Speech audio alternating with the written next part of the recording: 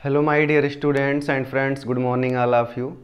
मैं विजय आप सबका अपने ऑनलाइन चैनल वाईफाई गुरुकुल में स्वागत करता हूं। दोस्तों, इस दुनिया में दो ही तरह के लोग कामयाब होते हैं। आसमां की ऊंचाई पे, आसमां की बुलंदी पे अपनी कामयाबी का परचम लहराते हैं। एक वो जिनके पास बहुत बड़ी मजबूरी हो और दूसरे वो जिनके पास चाहत हो। दोस्तों, आज हमारे देश में ऐसे लाखों करोड़ों विद्यार्थी हैं जिनकी मदद करने वाला कोई नहीं है, जिनका सपोर्ट करने वाला कोई नहीं है, और कोई है भी तो वो टांग खींचने वाला, उनकी मदद करने वाला नहीं। पर फिर भी उन्हें अपने हौसलों पर, अपनी मेहनत पर इतना भरोसा है कि एक दिन मैं दुनिया में अपना नाम रोशन करूंगा, अपनी मंजिल पा ही लूँगा। मैं ऐसे विद्यार्थियों को, ऐसे होनहार विद्यार्थियों को दिल से नमन करता हूँ।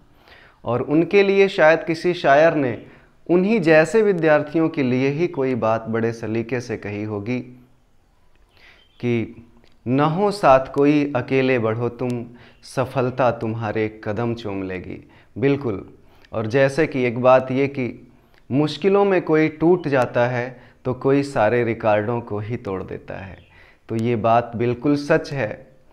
और मैं ऐसे बच्चों के लिए एक सॉन्ग डेडिकेट करना चाहता हूँ और आशा करता हूँ कि उन्हें प्रेरणा मिलेगी, उन्हें अच्छा लगेगा। तो प्लीज़ लिसन। चल अकेला, चल अकेला, चल अकेला, तेरा मेला पीछे छूटा राही, चल अकेला। चल अकेला, चल अकेला, चल अकेला, तेरा मेला पीछे छूटा राही, चल अकेला। हजारों मील लंबे रास्ते तुझको बुलाते, यहाँ दुखड़े सहने के वास्ते तुझको बुलाते। हजारों मील लंबे रास्ते तुझको बुलाते, यहाँ दुखड़े सहने के वास्ते तुझको बुलाते। है कौन सा वो इंसान यहाँ पर जिसने दुख ना झेला। चल अकेला, चल अकेला, चल अकेला, तेरा मेला पीछे छूटा राही, चल अकेला। चल अकेला, चल अकेला, चल अकेला, तेरा मेला पीछे छूटा राही, चल अकेला। तेरा कोई साथ ना दे तो तू खुद से प्रीत जोड़ ले, बिछौना धरती को कर ले, अरे आकाश ओढ़ ले। तेरा कोई साथ ना दे तो तू खुद से प्रीत जोड़ ले, बिछौना धरती को कर ले, अरे आकाश ओढ़ ले। यहाँ पूरा खेल अभी जीवन का तूने कहाँ है खेला। चल अकेला, चल अकेला, चल अकेला, तेरा मेला पीछे छूटा राही, चल अकेला। चल अकेला, चल अकेला, चल अकेला, तेरा मेला पीछे छूटा राही, चल अकेला। Thank you. तो चलिए आज की क्लास हम लोग स्टार्ट करते हैं। और पिछली क्लास में हम लोगों ने नंबर सिस्टम का पार्ट 2 में हम लोगों ने पढ़ा था परिमेय और अपरिमेय संख्याओं को विस्तार से, उनकी विशेषताएं क्या होती हैं ये हमने पढ़ा था। आज की क्लास में हम क्लासिफिकेशन ऑफ नंबर्स पढ़ेंगे। आज का जो हमारा टॉपिक है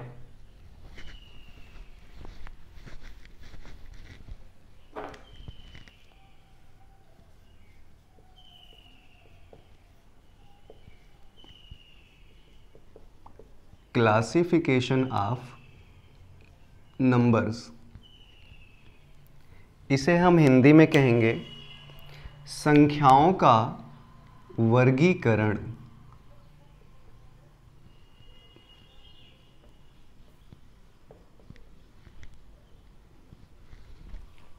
मतलब संख्याओं को उनकी विशेषता के आधार पर, उनके गुणों के आधार पर वर्गों में बांटना या अलग अलग समूहों में रखना, इसे हम संख्याओं का क्लासिफिकेशन कहेंगे, संख्याओं का वर्गीकरण कहेंगे। तो देखो मेरे भैया, थोड़ा सा मैं आपको याद दिला दूं कि जब मैंने आपको कहा था वास्तविक संख्या, रियल नंबर, तो वास्तविक संख्या को आपने दो भागों में बांटा था, रेशनल एंड इरेशनल, परिमेय और अपरिमेय। यहाँ तक हम लोगों ने बातें कर ली थी। आज स्पेशली परिमेय संख्या को बांटेंगे हम। तो परिमेय संख्या को दो भागों में बांटा जाता है। अपरिमेय संख्या यहीं पे ख़त्म हो जाता है, इसको और भागों में नहीं बांटा जाता। परिमेय संख्या को दो भागों में बांटते हैं। पहला होता है इंटेजर, पूर्णांक, और दूसरा आपका होता है भिन्न, फ्रैक्शन। अब पूर्णांक देखें कितने प्रकार के होते हैं। तो there are 3 types of integers, है ना। एक न्यूट्रल होता है और एक पॉजिटिव होता है, धनात्मक होता है, और एक नेगेटिव होता है, ऋणात्मक होता है। पूर्णांकों को 3 भागों में बांटा जाता है। न्यूट्रल, एक ही संख्या ऐसी है जो न्यूट्रल होती है, मतलब वो ना ही धनात्मक होती है और ना ही ऋणात्मक होती है, तो उसका नाम आप जानते हैं, वो शून्य है।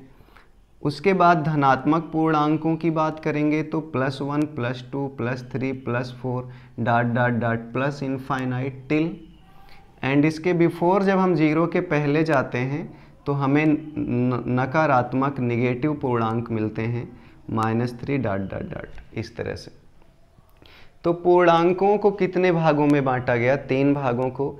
अब ये जितने भी पूर्णांक हैं, चाहे वो धनात्मक हो, चाहे ऋणात्मक हो, चाहे वो शून्य हो, इन सबको मुख्यतः 2 भागों में बांट दिया गया। इन सभी पूर्णांकों को, मतलब पूर्णांक कितने प्रकार के होते हैं? तो 3, लेकिन इसको क्लासिफाई किया गया स्पेशली 2 भागों में। और वो 2 भाग कौन से हैं देखें। तो पहला भाग होता है आपकी सम संख्या और दूसरा आपका होता है विषम संख्या, इवन नंबर, एंड सेकेंड आपका ऑड नंबर, है ना। पूर्णांकों को, कोई भी पूर्णांक हो उसको 2 भाग में बांटा गया, सारे पूर्णांकों को 2 भागों में बांटा गया। तो देखिए सम संख्या और विषम संख्या क्या होगी। तो सम संख्याएं वे संख्याएं होती हैं, है ना, those numbers which are divisible by 2, वे संख्याएं जो 2 से पूर्णतः विभाजित हों, उन्हें हम क्या कहते हैं? सम संख्या कहते हैं। And those number which are not divisible by 2, जो संख्याएं 2 से पूर्णतः विभाजित नहीं हैं, उन्हें हम विषम संख्या कहते हैं। सम और असम नहीं होता उन्हें विषम संख्या कहते हैं। तो देखिए इन पूर्णांकों में कौन कौन 2 से विभाजित होगा, तो आप कहेंगे 2 विभाजित होगा, तो ये कौन सी संख्या होगी? सम, इवन होगी। 4 भी कौन सी संख्या होगी? सम, है ना, तो इवन होगी। फिर आगे 6 आएगा, ये भी इवन होगी, सम होगा। अच्छा इधर आइए, -2 भी देखिए 2 से विभाजित होगा, तो ये भी इवन होगी। फिर यहाँ पे कहीं -4 भी तो 2 से विभाजित हुआ होगा, तो वो भी आपका क्या रहा होगा? सम संख्या रही होगी, है ना। आप लोग ध्यान दीजिए कि सम संख्याएं सिर्फ धनात्मक ही नहीं होती बल्कि ऋणात्मक भी होती हैं। सम संख्याएं धनात्मक और ऋणात्मक दोनों होती हैं, क्योंकि -2 भी तो 2 से कटेगा, -4 भी 2 से कटेगा।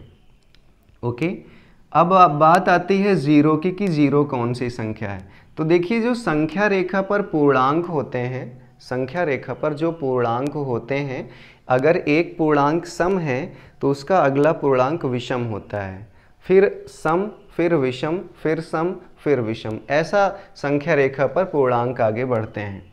तो ये दो अगर सम है तो एक क्या होगा, विषम होगा, ऑड होगा। फिर क्या होगा, सम होगा, इवन होगा। मतलब जीरो कौन सी संख्या है, तो आप कहेंगे जीरो एक सम संख्या है।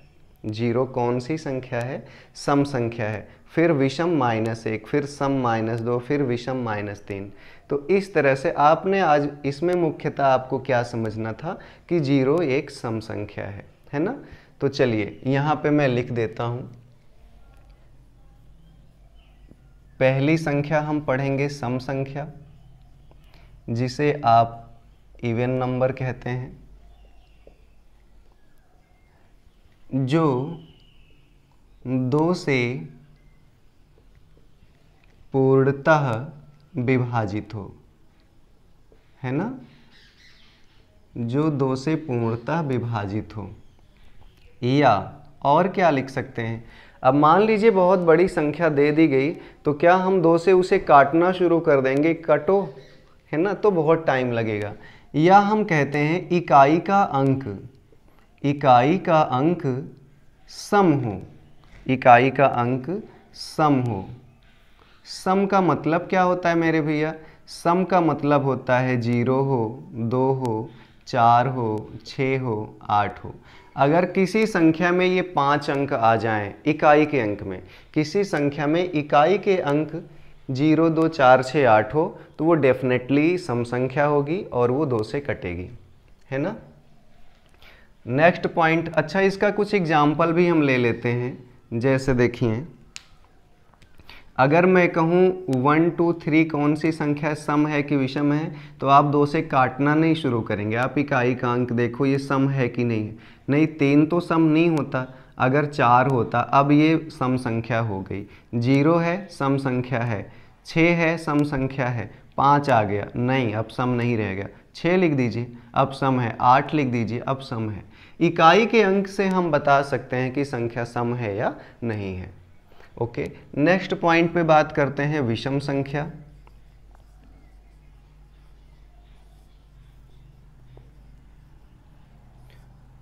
ऑड नंबर,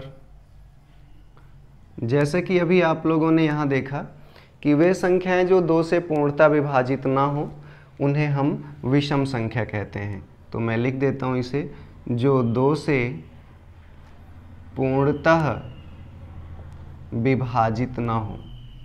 अच्छा, मैं पूर्णतः क्यों लिख रहा हूँ बार बार, इसका क्या कॉन्सेप्ट है।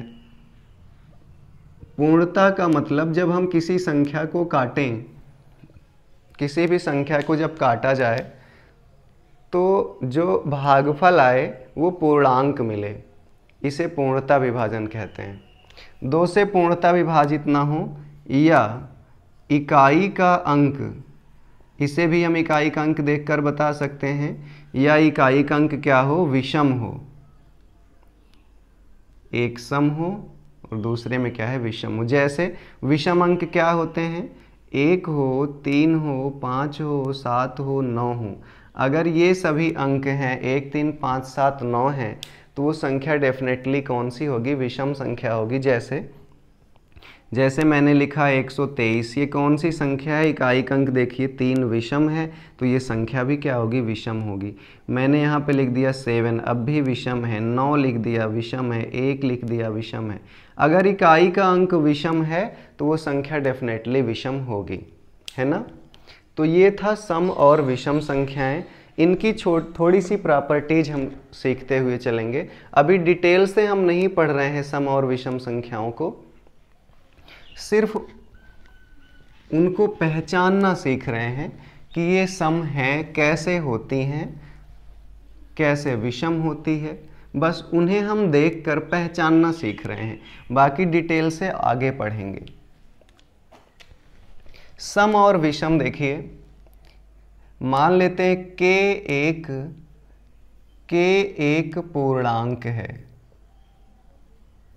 के कुछ भी हो सकता है, 1, 2, 3, 4, -1, -2, -3, 0, कुछ भी मान लो। के एक पूर्णांक है, तो आपको बताना है कि सम संख्या, मान लीजिए आपको बहुत सारे ऑप्शन दे दी जाए 3, 4, और आपसे पूछेगा कि निम्न में सम संख्या कौन सी होगी। के एक पूर्णांक है, तो बताइए निम्न में कौन सी संख्या सम होगी। तो आप याद रखो मेरे भैया, वो पूर्णांक चाहे सम हो चाहे विषम हो, अगर उसमें आप 2 से गुणा कर दो तो वो संख्या कौन सी संख्या बन जाती है, सम संख्या बन जाती है ना। जैसे मैंने कहा एक में 2 से गुणा करिए, कितना हो गया 2, ये कौन सी संख्या आ गई, सम। 2 लिख दीजिए, 2 में 2 से गुणा करिए तो ये ऑलरेडी 2 ही सम था, सम में 2 से गुणा करेंगे सम ही आएगा। 3 में 2 से गुणा करिए, 3 दूनी 6, 6 कौन सी संख्या बन गई, सम। तो वो के जो है 1 2 3 4 कुछ भी हो, अगर उसमें हम 2 से गुणा करेंगे तो जो परिणाम आएगा वो सम मिलेगा।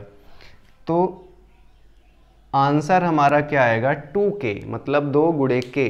अगर k एक पूर्णांक है तो हमें सम संख्या बतानी होगी, तो हम क्या कहेंगे, 2k is definitely an even number. 2k सदैव एक सम संख्या होगी।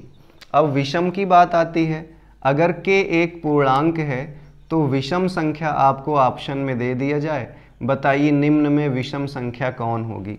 तो देखो भैया, मान लेते हैं 2 एक सम है, मानना क्या, ये 2 सम है। सम के अगला मैंने कहा एक सम तो एक विषम, फिर सम फिर विषम। ये दो क्रमागत पूर्णांकों के बीच में कितने का अंतर होता है, तो 1 का ही तो अंतर है। 2 में 1 जोड़िए तो 3, 2 में 1 घटाइए तो 1। 4 सम है और 5 क्या होगा, विषम होगा। तो 4 में 1 जोड़िए तो विषम, 4 में 1 घटाइए तो विषम।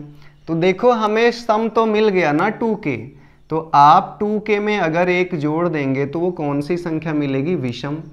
या अगर 2k में 1 घटा भी दें तो भी कौन सी संख्या आपको मिलेगी, वो भी विषम, है ना। जैसे मान लो 6 एक सम संख्या है, तो 6 में 1 जोड़ दो तो क्या मिलेगा आपको, विषम संख्या। 6 में 1 घटा दो तो क्या मिलेगा, 5, विषम संख्या।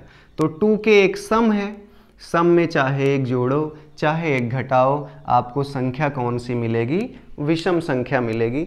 दोनों को अगर एक साथ लिख दिया जाए तो इसे हम लिख सकते हैं, या इसी को हम ऐसे लिख सकते हैं, 2k plus r minus 1। 2k plus minus 1, plus 1 रहेगा तब भी वो ऑप्शन सही है, विषम होगी। माइनस 1 है तब भी वो संख्या विषम होगी, और वो ऑप्शन भी सही होगा, है ना। तो ये रही सम और विषम की कुछ प्रॉपर्टीज। नेक्स्ट एक छोटा सा क्वेश्चन या प्रॉपर्टी ही अभी सीख लीजिए, है ना, उसे प्रॉपर्टी कहेंगे। क्वेश्चन तो हम बहुत अच्छे अच्छे करेंगे, अभी बिल्कुल बेसिक क्लास चल रही है, बिल्कुल बेसिक बातें हम सीख रहे हैं। तो आप लोग ये घबराइएगा नहीं कि इतना बेसिक चल रहा है, लेवल तो है नहीं इसमें, है नहीं मेरे भैया। बहुत अच्छे अच्छे क्वेश्चन इंटेजर्स पे हैं, ऐसे क्वेश्चन की दिमाग ख़राब हो जाता है अच्छे अच्छे लोगों का। मैं सारे क्वेश्चन कराऊंगा आपको, 0 टू टॉप तक कराऊंगा आपको। देखिए एक विशेषता और देखिए सम विषम की, अगर 2 सम संख्याएं हैं, 2 सम संख्याएं हैं, इनको आपस में जोड़ दीजिए तो क्या मिलेगा आपको, तो आप कहेंगे 100% कौन सी संख्या मिलेगी, सम मिलेगी। जैसे एक सम संख्या है 4, एक सम संख्या है 2, तो 4 में 2 को जोड़िए, कितना होगा बताइए। 4 में 2 को आप जोड़ेंगे तो आपको क्या मिलेगा, 6। 6 कौन सी संख्या है, सम।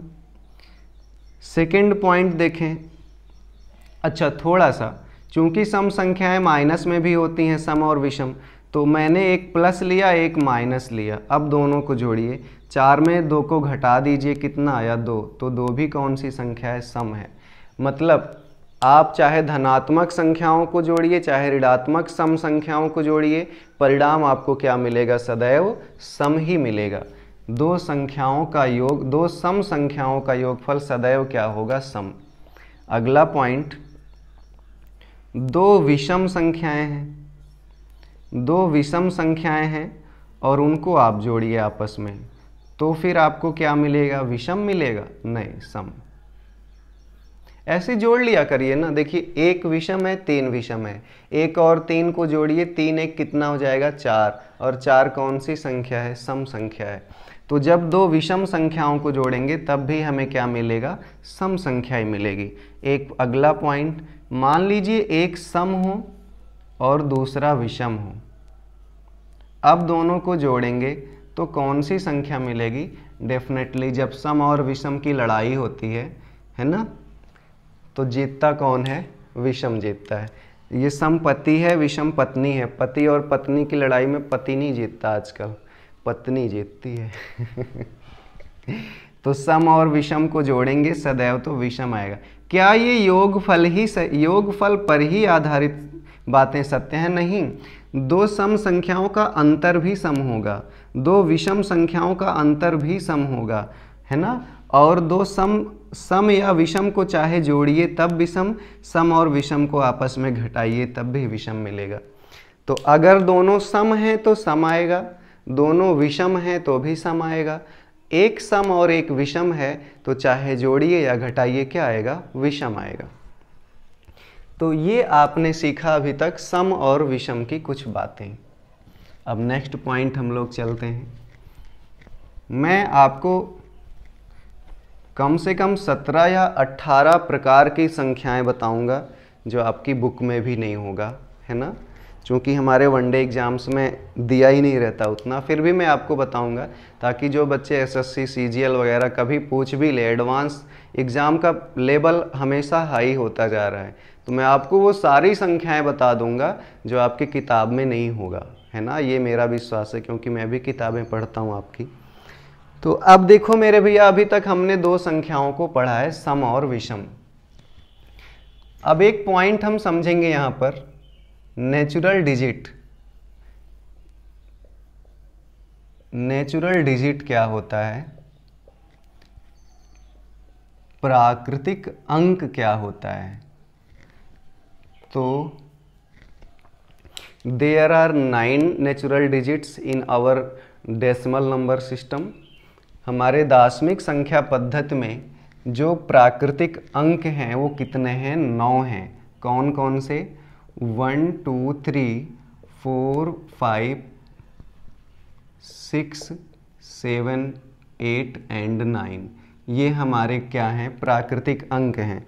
अब आप देखिए ध्यान से कि प्राकृतिक अंक ऋणात्मक नहीं होंगे, वो सिर्फ धनात्मक ही होंगे, है ना। सिर्फ सम और विषम संख्याएं धन में और ऋण में दोनों में होती हैं। बाकी और आगे अब जो भी पढ़ेंगे वो कोई भी संख्या ऋणात्मक नहीं होगी, वो धनात्मक ही होगी।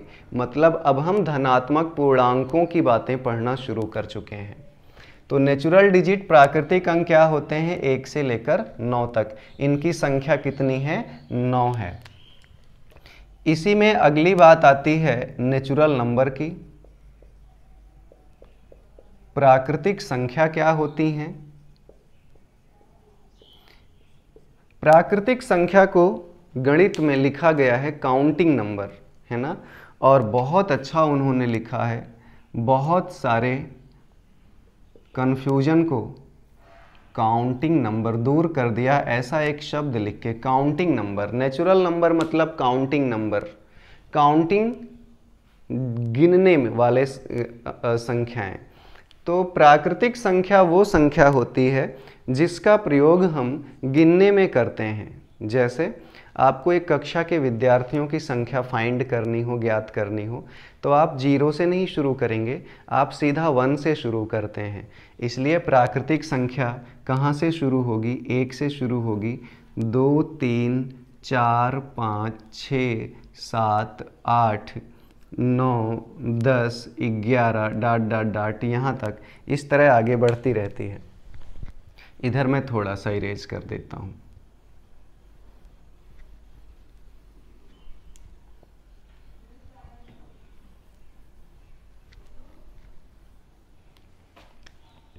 न्यूट्रल 0 होता है और पॉजिटिव +1 से शुरू होता है, क्योंकि निगेटिव का काम अब हमारे पास ख़त्म हो गया।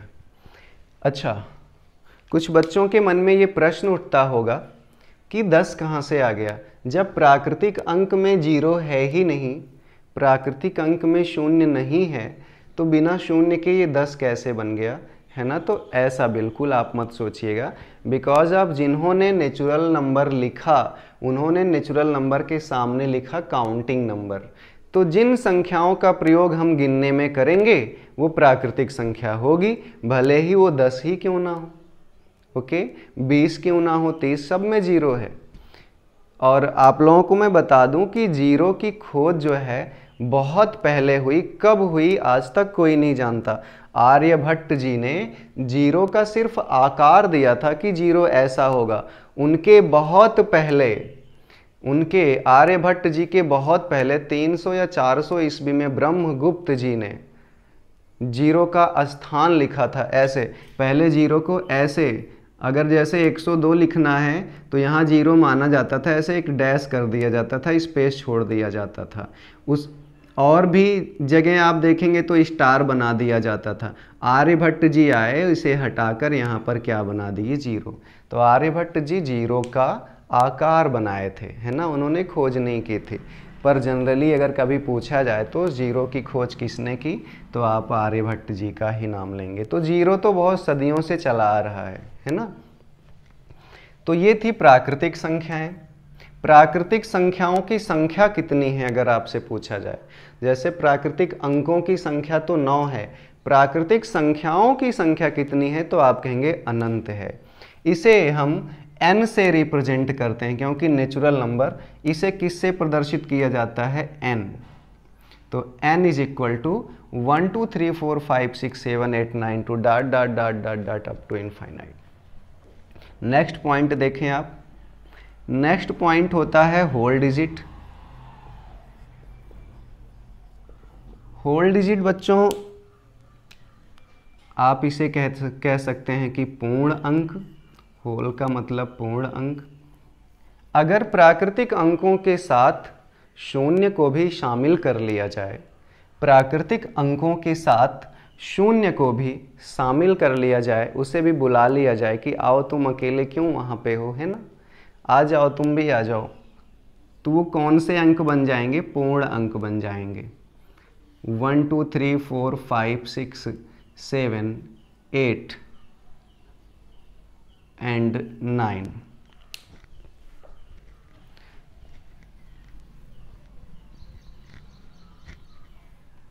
ये कौन से अंक हो गए, पूर्ण अंक। और पूर्ण अंकों की संख्या कितनी है, तो आप क्या बोलेंगे, 10। पूर्ण अंकों की संख्या कितनी है, तो 10 है। जीरो भी आ गया ना। अब इसके बाद नंबर आता है होल नंबर का। होल नंबर क्या होता है, पूर्ण संख्या क्या होती है। देखो सीधा सा कॉन्सेप्ट है, प्राकृतिक अंकों के साथ शून्य को मिला लिया जाए तो पूर्ण अंक बन जाएगा। प्राकृतिक अंकों के साथ शून्य को भी रख लिया जाए तो पूर्ण अंक बन जाएगा। सेम दैट प्राकृतिक संख्याओं के साथ शून्य को मिला लिया जाए तो पूर्ण संख्या बन जाएगी। दोनों में क्या डिफरेंस रहेगा, सिर्फ जीरो का रहेगा। तो पूर्ण संख्या में जीरो आ जाएगी और बाकी प्राकृतिक संख्याएं रहेंगी।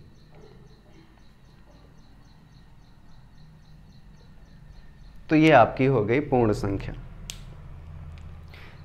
अब दोनों में एक विशेष बात आपको ये समझ लेनी चाहिए कि जो प्राकृतिक अंक प्राकृतिक संख्याएं होती हैं वो धनात्मक होती हैं। प्राकृतिक संख्याएं धनात्मक होती हैं, लेकिन पूर्ण संख्या में पूर्ण संख्या धनात्मक भी होती है और शून्य भी होती है। तो पूर्ण संख्याओं को इंग्लिश में एक शब्द है जिसे कहते हैं non negative number. Non negative numbers. Non negative का मतलब, नॉन का मतलब नहीं, देखिए यहीं से अर्थ निकल जाएगा। नॉन का मतलब नहीं, नेगेटिव का मतलब ऋणात्मक नंबर संख्या। ऋणात्मक संख्या नहीं मतलब जो ऋणात्मक संख्या नहीं है वो सब क्या है, पूर्ण संख्याएं हैं। तो बताइए जीरो ऋणात्मक तो नहीं है ना, तो जो जीरो है वो भी पूर्ण संख्या है और जो धनात्मक है वो भी पूर्ण संख्या है। तो होल नंबर को और क्या एक नाम दिया जाता है, नॉन नेगेटिव नंबर। जो ऋणात्मक ना हो, जो ऋणात्मक ना हो उसी को छोड़ दीजिए, बस जो ऋणात्मक ना हो उसी को छोड़ दीजिए, बाकी सबको ले लीजिए। तो भाई हम जीरो को ले सकते हैं क्योंकि जीरो ऋणात्मक नहीं है। इसने ऐसा नहीं कहा कि धनात्मक नहीं, नॉन नेगेटिव जो ऋणात्मक ना हो, माइनस वाले को छोड़ो बाकी सबको लो। ओके, नेक्स्ट पॉइंट देखें। आपने नेचुरल नंबर और होल नंबर अभी तक पढ़ लिया। इसके आगे हम लोग बढ़ते हैं।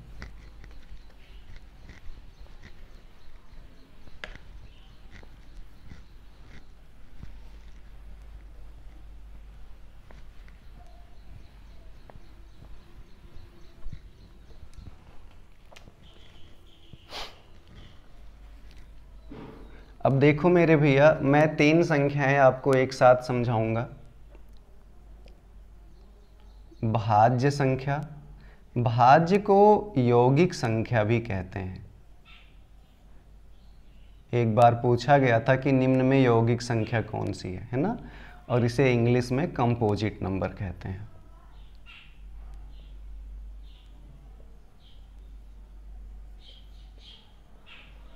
दूसरा अभाज्य संख्या हम पढ़ेंगे,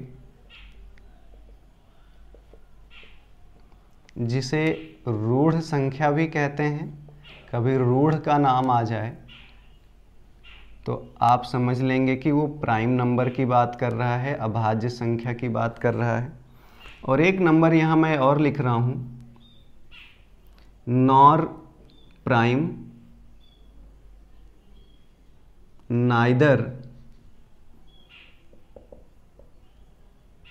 नाइदर कंपोजिट।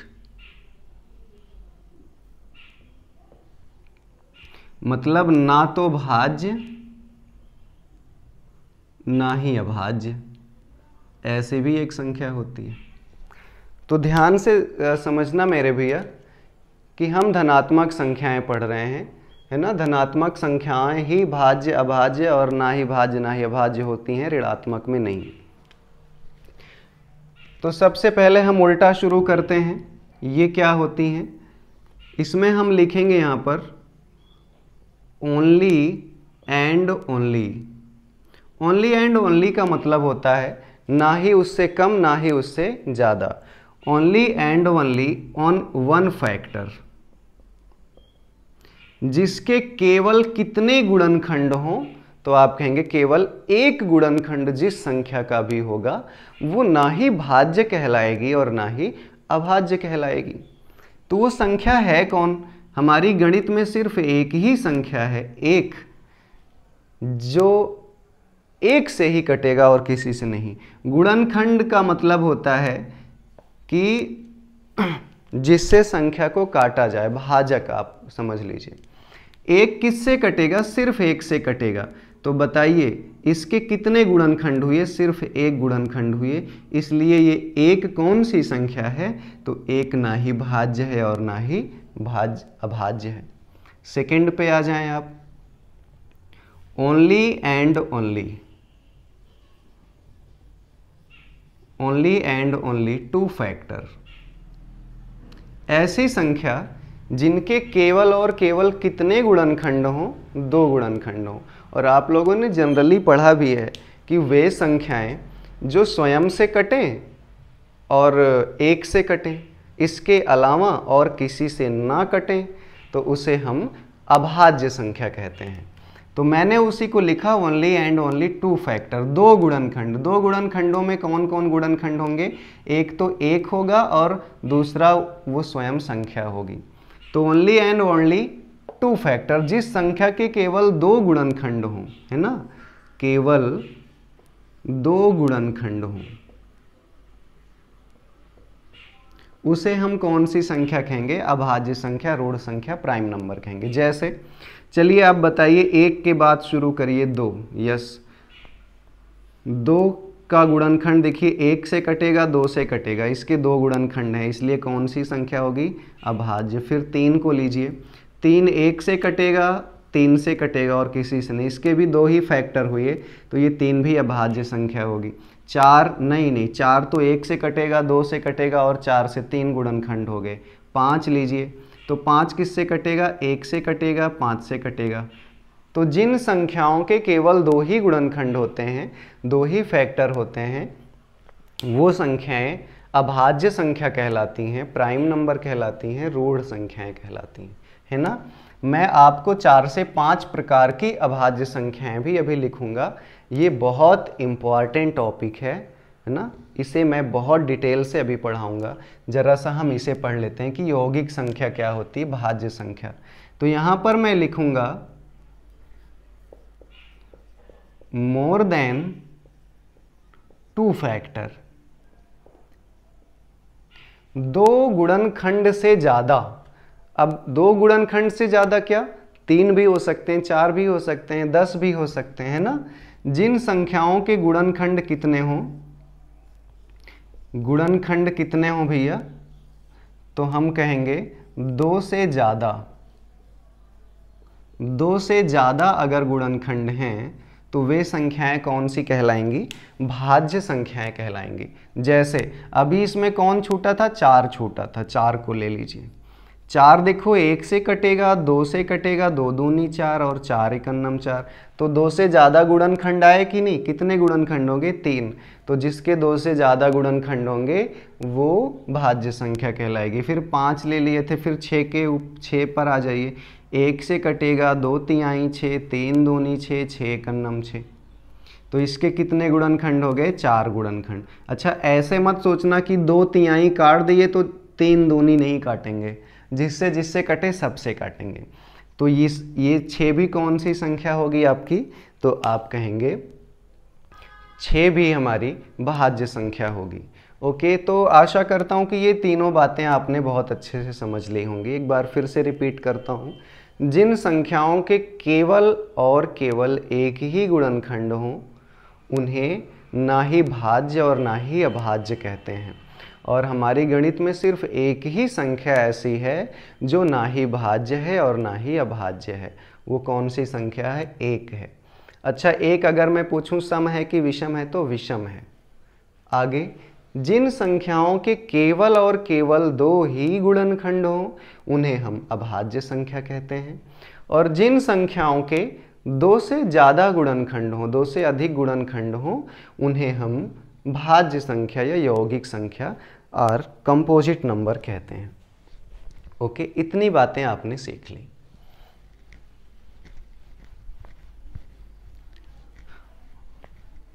और इसे भूलना नहीं है, बार बार पढ़ने से अच्छा है एक बार पढ़िए, ढंग से पढ़िए, मन से पढ़िए, है ना, शिद्दत से पढ़िए। क्योंकि पढ़ना लिखना भी एक बहुत बड़ी पूजा है, आराधना है ना, एक बहुत बड़ी तपस्या मैं मानता हूँ इसको। और जो बच्चे दिल से पढ़ रहे हैं वो इस बात को बहुत अच्छे से फील कर रहे होंगे। मेहनत से ज़्यादा मज़ा और किसी चीज़ में नहीं आता। कभी कंटिन्यू 6 घंटे बैठकर पढ़िए, 8 घंटे बैठकर पढ़िए, तो उसका मज़ा जो आता है वो आप ऐसे बताने से समझ ही नहीं सकते हैं। जब बैठकर पढ़ेंगे तब मज़ा देखिए कि इतना सुकून मिलेगा आपको, है ना। ऐसा लगेगा कि मेरे अंदर सब कुछ है, अब मैं कुछ भी कर सकता हूँ। इतना गट्स आ जाएगा खुद के अंदर, है ना। किसी ने बहुत अच्छी बात ये कही है बच्चों की, कमियां हमारे अंदर हैं और हम भगवान को ढूंढते रहते हैं, है ना। अपने को ढूंढो, खुद को पहचानो, और जिस दिन हम खुद को पहचान लिए उस दिन हमारे लिए कोई भी चीज़ सिर्फ कठिन हो सकता है, असंभव नहीं लगेगा, है ना। चलिए हम आगे पढ़ते हैं। तो देखो मेरे भैया, अभी हमने अभाज्य संख्याएं पढ़ी, जो प्राइम नंबर। तो अभाज्य संख्या में एक बार फिर से लिखता हूँ, उसकी कुछ मोटी मोटी छोटी मोटी बातें आपको बता देता हूँ। अभाज्य संख्याएं, प्राइम नंबर, मैं आपको 4 से 5 तरह के प्राइम नंबर बताऊंगा। उसके पहले हम ये जान लेते हैं कि 1 से 100 तक कितनी अभाज्य संख्याएं होती हैं, है ना। 1 से 100 तक कितनी अभाज्य संख्याएं होती हैं, तो आप गिनेंगे। भाई 1 तो अभाज्य है नहीं, 1 को मत गिनिएगा, आप 2 को रख लीजिए, 3 होगा, 5 होगा, 7 होगा, फिर 11 होगा, फिर 13 होगा, फिर 17 होगा, फिर 19 होगा, फिर 23, ऐसे ही जाते जाते आप बहुत आगे तक जाएंगे। तो जब आप टोटल इसको काउंट करेंगे है ना। इन सभी अभाज्य संख्याओं को काउंट करेंगे 100 तक पहुंचेंगे तो आपको देखने को मिलेगा कि 25 नंबर्स होते हैं। 25 नंबर्स होंगे 1 से लेकर 100 तक।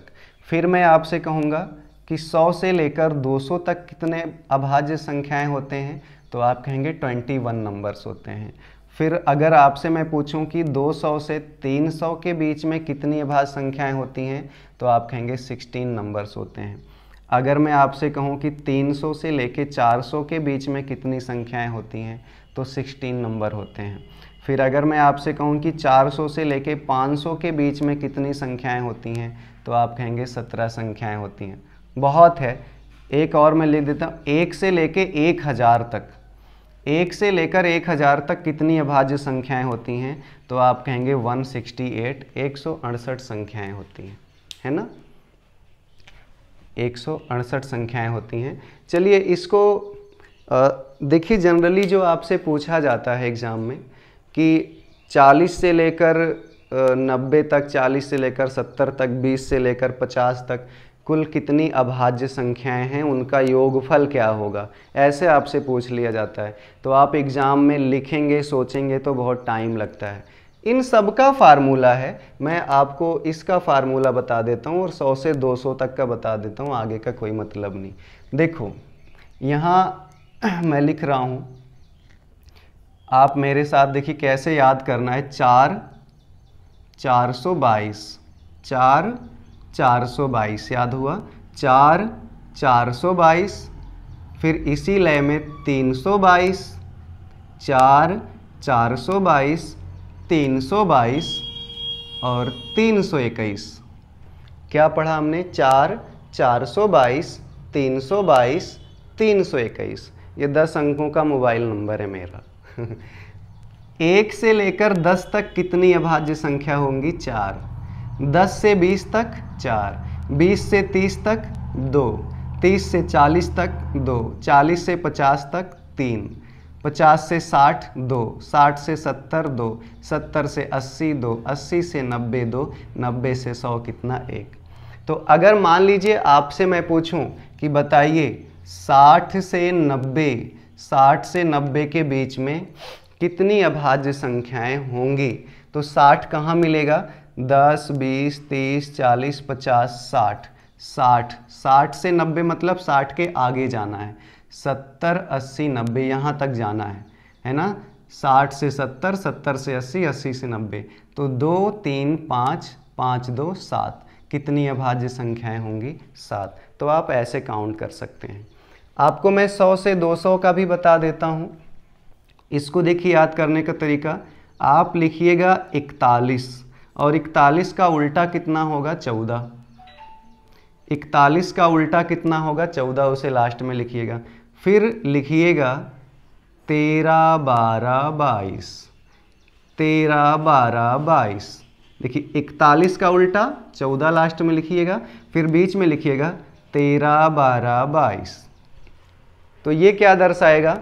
100 से लेकर 110 तक कितने हैं? 4। 110 से 120 तक कितने हैं? 1।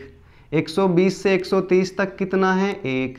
130 से 140 तक कितनी संख्याएं हैं? 3। तो ऐसे आप समझ सकते हैं ना। 190 से 100 के 100 कह रहा हूँ, 190 से 200 तक कितनी अभाज्य संख्याएं मिलेंगी, तो आप कहेंगे 4।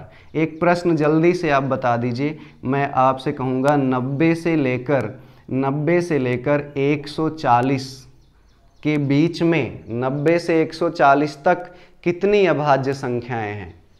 90 कहाँ है? ये देखिए 90 से 100, 90 यहाँ तक होता है, 90 से 100 हो जाइए, और 140 कहाँ मिले? 110, 120, 130, 140 यहाँ तक।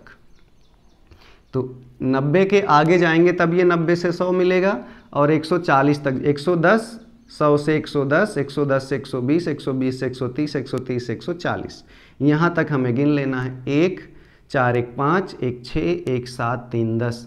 तो 90 से 140 तक कितनी अभाज्य संख्याएं हुई मेरे भैया? तो आप कहेंगे 10। ये दोनों फार्मूले आप याद कर लीजिएगा, इसके आगे कभी पूछता नहीं और वो पूछेगा भी नहीं, उसे भी पता है कि टाइम लगेगा आगे की संख्याओं में, है ना। बस इतना आप ये भी याद कर लीजिए। 25, 21, 16, 16, 17, 25, 21, 16 16 17। और 1 से 100 तक कुल कितनी 1 से 1000 तक कुल कितनी संख्याएं हैं, अभाज्य संख्याएं हैं, तो 168 168। चलिए इसे मैं अभी रेज करता हूँ। जो भी बच्चे हमसे पढ़ रहे हैं वो लोग मैथ का एक चाहे नोट्स ही बना लेंगे, रफ में ही नोट्स बना लेंगे, लेकिन बनाएंगे ज़रूर, है ना। तो ये आपका हो गया मेरे भैया प्राइम संख्याएं। इसी प्राइम संख्या में देखिए कितने तरीके की प्राइम संख्याएं होती हैं। आज अभी मैं 10 मिनट मुश्किल से क्लास और ले पाऊँगा, तो 10 मिनट में मैं 1-2 संख्याएं और आपको बता देता हूँ, क्योंकि घड़ी इशारा कर रही है। तो देखो मेरे भैया, अभाज्य संख्याएं कितने प्रकार की होती हैं, और थोड़ा सा ऐसे छोटा छोटा टॉपिक भी ले लेते हैं। एक होती है सम अभाज्य संख्या। सम अभाज्य संख्या वह संख्या जो सम भी हो अभाज्य भी हो। तो वो संख्या कौन सी है, वो 2 है, जो सम भी है और अभाज्य भी है। इसी में एक पॉइंट मैं और लिखा देता हूँ ऐसे ही। अगर आपसे कहा जाए कि सबसे छोटी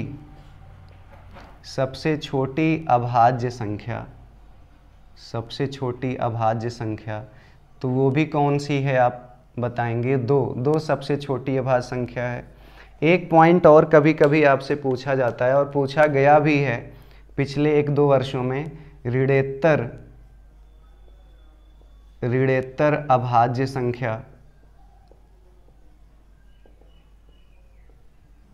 ऋणेत्तर अभाज्य संख्या क्या होती है। ऋणेत्तर का मतलब होता है ऋण संख्याओं के बाद, सभी ऋण संख्याओं से बड़ी।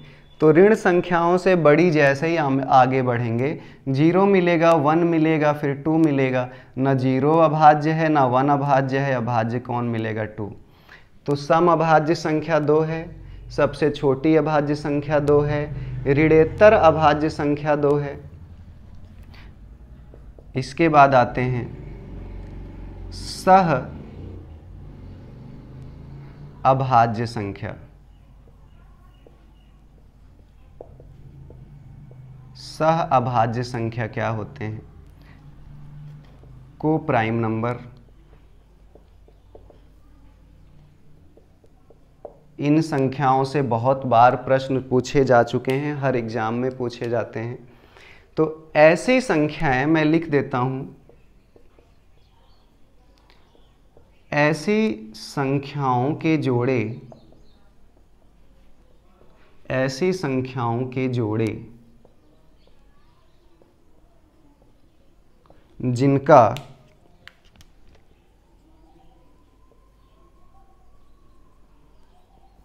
उभयनिष्ठ गुणनखंड 1 हो। अच्छा, उभयनिष्ठ गुणनखंड को क्या कहते हैं, तो उसे महत्तम समापवर्तक भी कहते हैं। चूँकि महत्तम समापवर्तक अभी आप लोगों ने नहीं पढ़ा है ना, मैंने नहीं पढ़ाया है, तो मुझे यही लगता है कि आपने नहीं पढ़ा है। ओके, तो ऐसी 2 संख्याएं है ना, the pair of that numbers, उन संख्याओं के जोड़े है ना जिनका कॉमन फैक्टर कितना हो, 1 हो, जिनका उभयनिष्ठ गुणनखंड 1 हो, उन्हें हम सह अभाज्य संख्याएं कहते हैं। जैसे एग्जाम्पल देखें आप लोग, एग्जाम्पल 1 के बाद आप 2 लिख दीजिए। ये कौन सी संख्याएं होंगी, सहअभाज्य, क्योंकि 1 से कटेगा और 2 किससे कटेगा, 1 से और 2 से, तो दोनों में कॉमन कौन है, सिर्फ 1 कॉमन है। अब आप लिख दीजिए जैसे 3, 5 लिख दीजिए। 3 किससे कटेगा, 1 से कटेगा, 3 से। 5 किससे कटेगा, 1 से 5 कटे, दोनों किससे कट रहे हैं, सिर्फ 1 से। तो जिसमें कॉमन गुणनखंड, उभयनिष्ठ गुणनखंड सिर्फ 1 हो, उसे हम सह अभाज्य संख्या कहते हैं। अब सह अभाज्य संख्याएं देखिए, सह अभाज्य संख्याएं कैसे लिखी जा सकती हैं, उसे थोड़ा सा विचार हम करते हैं। यहीं पर देख लीजिए, सह अभाज्य संख्या 1 के साथ, बातों को ध्यान से सुनिएगा, 1 के साथ कोई भी संख्या लिख दीजिए, तो सह अभाज्य संख्या के जोड़े बन जाएंगे। जैसे 1 के साथ 2 लिख दीजिए, 1 के साथ 3 लिख दीजिए, 1 के साथ 10 लिख दीजिए, 1 के साथ 100 लिख दीजिए, कुछ भी 1 के साथ लिख दीजिए। वो सभी संख्याएं कौन सी संख्याओं के जोड़े कहलाएंगे? सह अभाज्य संख्याएं प्रदर्शित करेंगे। नेक्स्ट, क्रमागत प्राकृतिक संख्या। क्या? क्रमागत प्राकृतिक संख्याओं के जोड़े भी कौन से संख्याओं के जोड़े कहलाएंगे? सहभाज्य। क्रमागत का मतलब एक और उसका अगला। तो जैसे एक अगर प्राकृतिक संख्या है तो एक की अगली प्राकृतिक संख्या क्या है? 2। तो 1 और 2 कौन सी संख्याओं के जोड़े कहलाएंगे? सहअभाज्य। इसके बाद 2 के साथ आप क्या लिखेंगे? 3। 3 के साथ आप क्या लिखेंगे? 4। 4 के साथ आप क्या लिखेंगे? 5। तो जब भी कभी क्रमागत प्राकृतिक संख्याएं लिखी हों तो उन्हें आप क्या कहेंगे? ये सहअभाज्य संख्याओं के जोड़े हैं। ऊपर थोड़ा सा और देख लें आप, ऊपर इसे मैं इरेज कर देता हूं। एक इसी पर छोटा सा क्वेश्चन देख लें। यन एक प्राकृतिक संख्या है तो सहअभाज्य संख्या होंगे। ये प्रश्न है। ऑप्शन में मैंने दिया है 2n, 3n। Option B 3n, 2n। Option C n, n+2। Option D n, n+1। तो कौन सा ऑप्शन होगा? देखो, अगर n प्राकृतिक संख्या है तो मैंने यहाँ पर कहा क्रमागत प्राकृतिक संख्याएं होनी चाहिए। और क्रमागत प्राकृतिक संख्या कैसे मिलती है? तो एक जोड़ने पर मिलती है। तो n और n+ कौन सी संख्याओं के जोड़े कहलाएंगे? सहअभाज्य संख्याओं के जोड़े कहलाएंगे, है ना। ये मैंने जो बात लिखी। नेक्स्ट पॉइंट आप इसी में लिख लेंगे कि अभाज्य संख्याओं के जोड़े, अभाज्य संख्याओं के जोड़े, अगर अभाज्य संख्याएं हैं उनके जोड़े आप आपस में लिखेंगे, 2 संख्याएं लिखेंगे, तो वो भी डेफिनेटली सहअभाज्य संख्याओं के जोड़े होंगे। जैसे 2 भी अभाज्य है, 3 भी अभाज्य है, 5 भी अभाज्य है, 7 भी अभाज्य है, 7 भी अभाज्य है, 11 भी अभाज्य है। इस तरह अगर 2 अभाज्य संख्याएं आपने लिखा है तो वो डेफिनेटली सहअभाज्य संख्याओं के जोड़े होंगे। तो ये थे कुछ एग्जाम्पल सहअभाज्य संख्याओं के।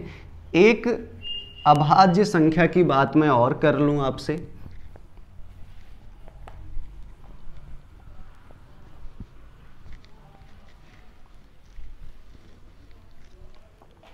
वो अभाज्य संख्या है dear students, twin prime number. क्या होते हैं ट्विन प्राइम नंबर? ट्विन जानते होंगे, जुड़वा,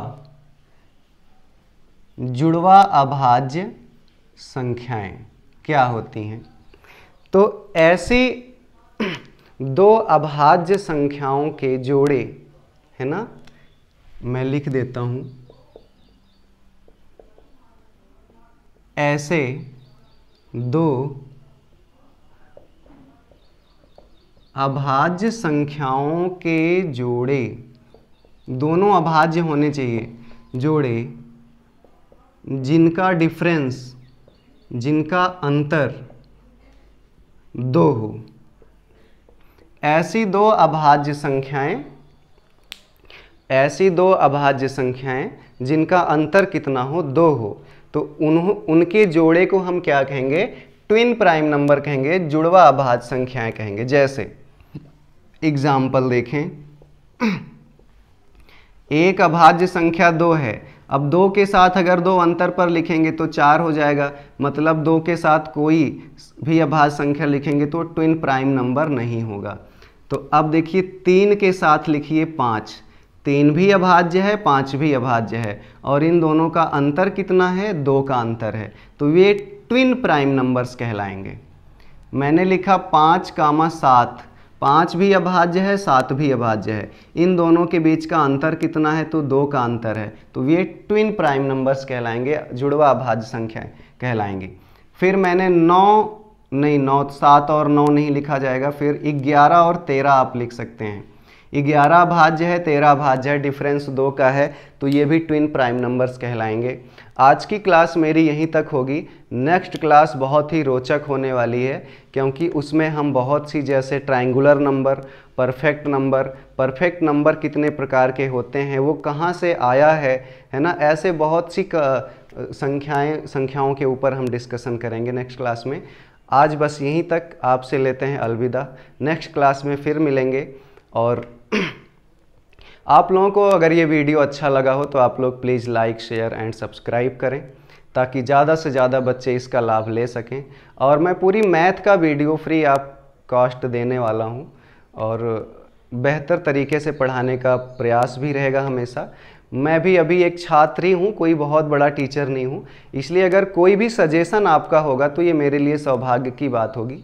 प्लीज़ कमेंट करके ज़रूर बताएंगे आप लोग कैसा लगा आपको मेरा video. Thank you, best of luck, good bye.